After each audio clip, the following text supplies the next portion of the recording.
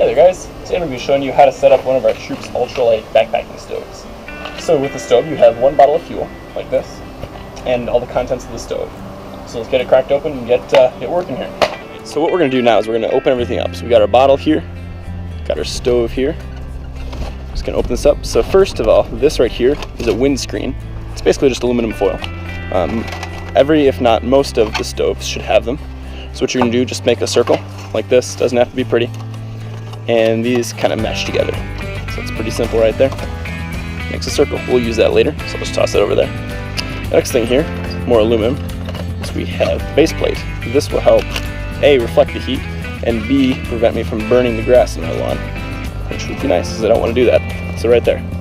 Alright, the next one, we're going to pull out the actual stove itself. And there goes everything. Okay, so here's our stove. Starts out all folded up like this. We're going to open it up, so one leg goes here, one leg goes here, just like so. You can see the end right there. And then this guy, this little red guy, is the pump. So this is what's going to get the fuel from here into the stove, which is kind of important.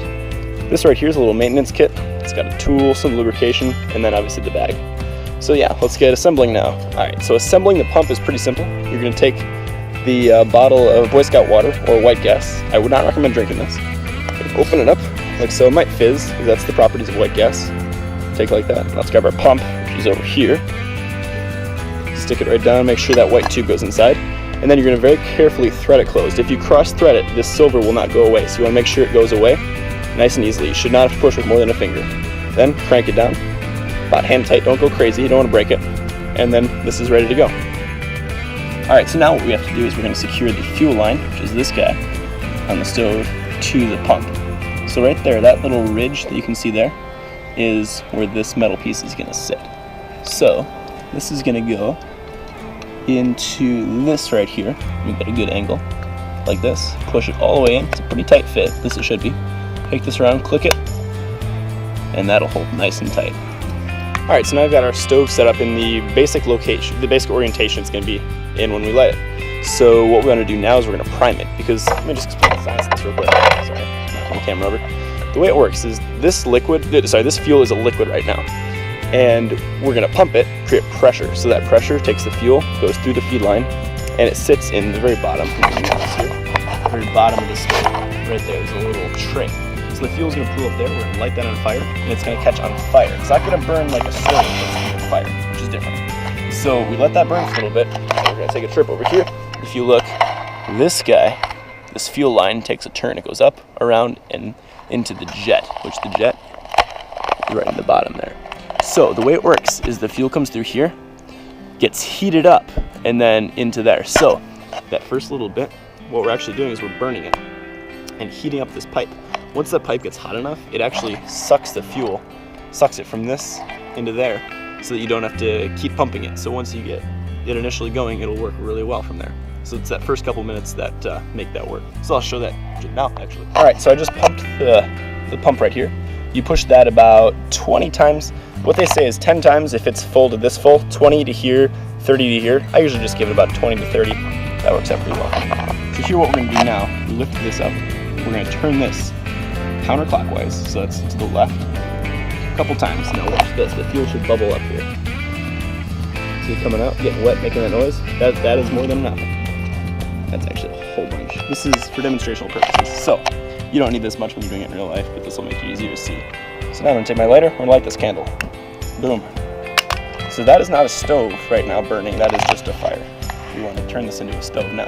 So this fire is gonna go for a little bit to heat up the actual feed line, and then we'll turn it on. So I'm gonna get back a little bit here.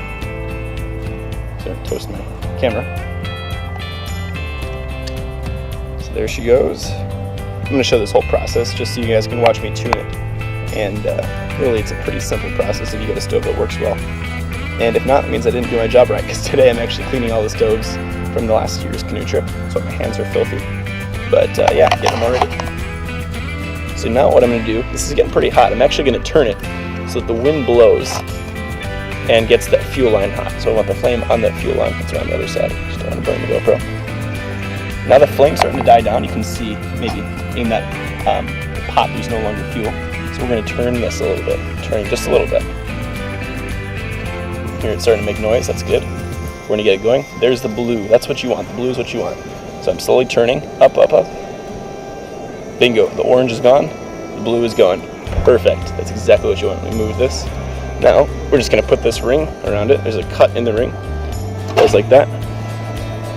And make that fit your pot just right. And bingo, that's how she goes. All right, now we're gonna put the stove away. So to turn it off, it's really, really easy. Turn it clockwise. 1, 2, 3, about 4 turns.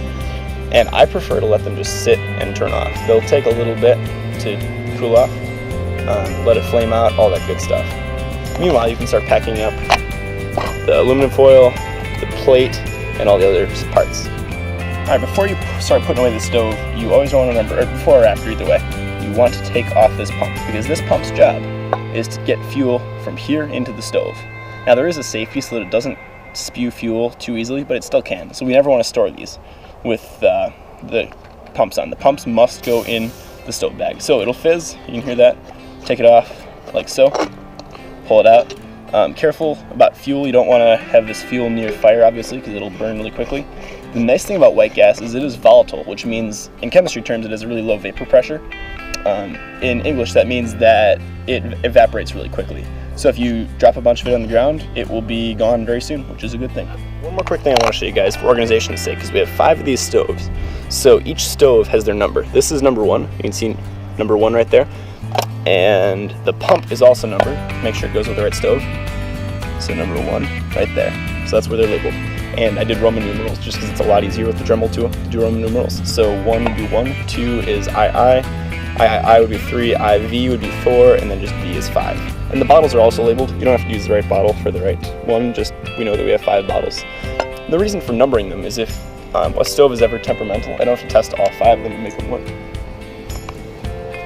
I just know that I can know that number 3 is a problem and go from there. Alright guys, so now you know how to set up and take down one of these stoves. Just real quick, I thought I'd talk about safety real quick. Just a quick thing. So when you're making one of these stoves, you want to have a water source nearby or any other kind of source. Sand is really good for putting out fires, something like that. So you can see right over there, I've got the garden hose, some water to put it out just in case there's a problem. And yeah, with our stoves, we always want to package them up in such a way that our pump is in the bag and not as the cap of the bottle. You always want to use the proper cap. And just always think about whenever you're setting up a stove, you want to think about what's below it, what's above it. So we've got sky, no trees directly above us, all that kind of thing. Think about safety, all that good stuff. So yeah, I've got a roaring stove right here. This is actually the exact stove that caused me a lot of problems at Philmont. But yeah, I got it all cleaned up. It's running great now. So we'll see you guys soon. Looking forward to a great trip. Let me get to some cooking here. See you later.